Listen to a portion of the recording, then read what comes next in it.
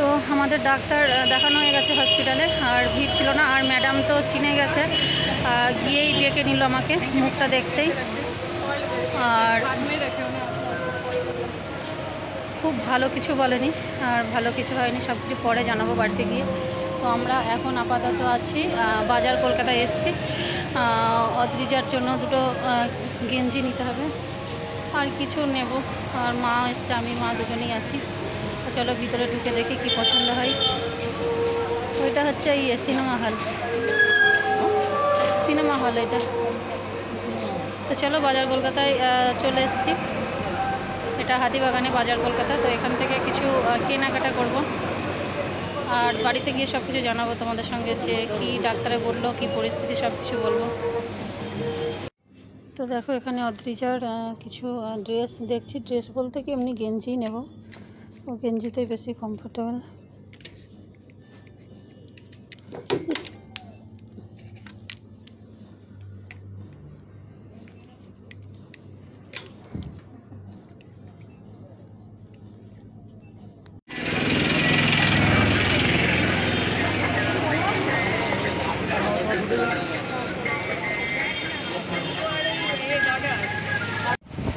Good evening friend, এখন বাজে সন্ধ্যা 7:30। আর সেই যে ডাক্তার দেখিয়ে বাড়ি আসলাম, স্নান টান করে খাওয়া দাওয়া করে শুয়েছিলাম।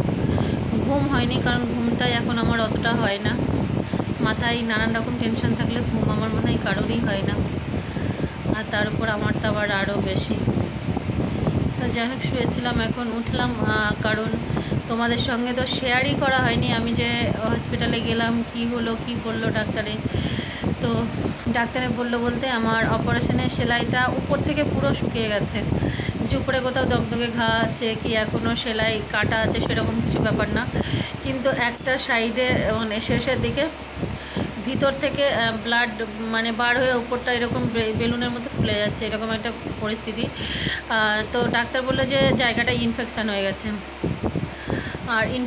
গেছে, আর আমার কাটাটা মানে সেলাইয়ে জোড়া হয়নি, ওটা পেস্টিং করা হয়েছিল।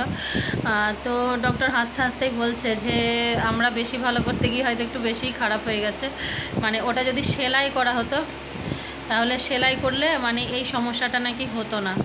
এবার আমার তো সেই সময় নানান রকম পরিস্থিতি খারাপ ছিল প্রচুর, তো সেই কারণে হয়তো ওনারা মানে এই সিদ্ধান্তটাই নিয়েছিল যে পেস্টিং করার, সেলাইটা না করার। তো যাই হোক, প্রথমত ডাক্তার বললেন যে 3 দিনের জন্য ভর্তি হতে পারবে, 3 দিনের জন্য ভর্তি হও, তাহলে ওখানে ড্রেসিং হবে আর ইঞ্জেকশন দেবো আমরা। তো 1 মাস ভর্তি থাকার পরে অপারেশন করে মানে মৃত্যুর হাত থেকে ফিরেছি একদম। মানে আমার এমার্জেন্সিতে যখন ভর্তি হয়েছিলাম বলেই দিয়েছিল ব্যাস মানে শেষ, এরকম একটা পরিস্থিতি।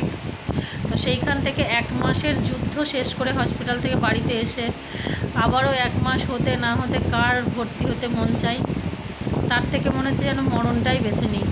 মানে মরণ হলে, আমি তো সেইটাই তোমাদের দাদাভাইকে বলছি, আমি যদি সেই সময় মরেও যেতাম, আজ 2 মাস হতে গেল, অনেকে সবাই ভুলেই যেত। কারণ মৃত্যু এমন একটা জিনিস, এটা মানে প্রাকৃতিক যেরকম নিয়ম হয় না সব কিছু, সূর্য উঠছে, চাঁদ উঠছে, সকাল হচ্ছে, রাত হচ্ছে, সে পেটে সন্তান হোক, মা হোক, বাবা হোক, ভাই হোক, বোন হোক, মানে সবার ক্ষেত্রেই। কারণ আমরা যখন জন্মেছি মানে তখনই ঠিক হয়ে গেছে একদিন যাব। তো আজ 2 মাস হতে যাচ্ছে, আমি যদি তখন মরেও যেতাম, এতদিনে সবাই, আমার স্বামী বলো, আমার সন্তান বলো, আমার মা বাবা বলো, সবাই কিন্তু এই 2 মাসে অনেকটা মানে স্টেবল হয়ে যেত, অনেকটা ভুলেই যেত। তো সেটাই আমি বলছি যে এই পরিস্থিতি আমি ডাক্তারকে বললাম আমার আর ভর্তি হতে ইচ্ছা করছে না, ঘরে কি করা যাবে না, ইঞ্জেকশন দেওয়া যাবে না। তো ডাক্তারে বলছি ইঞ্জেকশনের অনেক দাম, তো আর যে ওষুধ মানে অ্যান্টিবায়োটিক চলে সেটারও প্রচুর দাম। তো বললো ঠিক আছে, এখন আমরা 10 দিনের জন্য আরও একটা অ্যান্টিবায়োটিক যোগ করে দিল। তারপরে আবার একটু মনটা আমার হলো যে না, এত কষ্ট যতক্ষণ করলাম আর 3টে দিন কষ্ট করলে করা যাবে। তো ডাক্তারকে বললাম ঠিক আছে, ভর্তি কি হলে ভালো হবে। তো ডাক্তার বললো যে ঠিক আছে, এখন আমরা তো আবার মানে আর একটা ওষুধ দিলাম, আপনি 10 দিন খান, দেখি। আর আপনার ব্যাপারটা হচ্ছে কি, ভিতর থেকে যে সেলাই খুলে গেছে সেটা ব্যাপার না, জায়গাটা ইনফেকশন হয়ে গেছে। জায়গাটা ইনফেকশনের জন্য ওটা হচ্ছে, তবে বেশ কিছুদিন সময় লাগবে। সময় লাগবে, আর অ্যান্টিবায়োটিকটাও খেতে হবে আস্তে আস্তে, মানে একটু সময় লাগবে ব্যাপারটা। তারপরে তো যাই হোক, ওনারা আর বললো যে আর হতে হবে না, তো আমিও আর মানে জোর করিনি, কারণ ইচ্ছাটাই করছিল না আমার। তো 10 দিনের ওষুধ প্রচুর কস্টলি, ওনার ডাক্তার সেটাই বলছিল যে মানে পারবে কি। তো আমি বললাম দেখি এখন, মানে সে জোর করায় আর কি, মানে দেখি। তো একটা ওষুধ হসপিটাল থেকে পেয়েছি, আর একটা পাইনি। একটা বাইরে থেকে নিয়েছি, সেটার মানে 1000 টাকা পড়েছে ওষুধটা নিতে, সেটা 10 দিনের। তো এখন যাই হোক, এই 10 দিন ওষুধ চালাই, তারপরে দেখি। আর মানে ডক্টর বলতে আমি একটা মানে আমার যে যিনারা হেড ডিপার্টমেন্টে ছিল, তো সেই ম্যাডাম একজন প্রফেসর, আর ডক্টর অজন্তা সামন্ত। আর সত্যিই মানে উনি আমার কাছে কি বলবো, প্রত্যেকটাই ডাক্তারদের এত সুন্দর ব্যবহার, এত সুন্দর মানে কি বলবো, মানে সরকারি হসপিটালের ডাক্তাররাও যে এত সুন্দর করে, এত নমনীয়, এত কোমল, এত সুমিষ্টি করে পেশেন্টদের সঙ্গে মেশে কথা বলে। আর ওনার সঙ্গে একটা যেন আলাদাই মানে পরিচিতি হয়ে গেছে। মানে আমাকে দেখেই হাসছে, একদম ডেকে নিল, সবার মাঝ থেকে ডেকে দেখলো, ভালো করে ড্রেসিং করে দিল। তো এটাই ভাবলাম যে 10 দিন দেখি, তারপরে না হয় আবারও ভর্তি হব। কি করা যাবে, মানে কপাল যদি সাথ না দেয়, কারোর সাধ্য নেই, এটাই হলো ব্যাপার। তো এই পরিস্থিতি।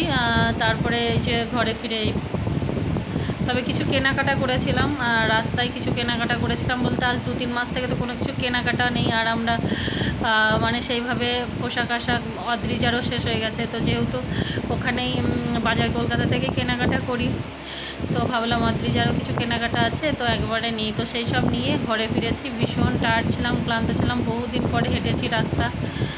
তো যাই হোক, এখন আর কেনাকাটাগুলো পরের ভিডিওতে শেয়ার করব, কারণ এই ভিডিওটা প্রচুর বড় হয়ে যাবে। তো যাই হোক, চলো, এইভাবে চলছে। জানি না এই জীবনের শেষে কি আছে, আমি কিচ্ছু বলতে পারবো না। এত জার্নি করার পরেও আমি যে এখনও সুস্থ, কাউকে মন খুলে বলতে পারছি না, মানে এখনও বাঁচবো কি সেটাও বলতে পারছি না, এটাই ব্যাপার। তো চলো, আবার নেক্সট ভিডিওয় কথা হবে। এখন এটুকুই। সকলে ভালো থেকো, সুস্থ থেকো, সকল সুস্বাস্থ্য কামনা করি। শুভরাত্রি।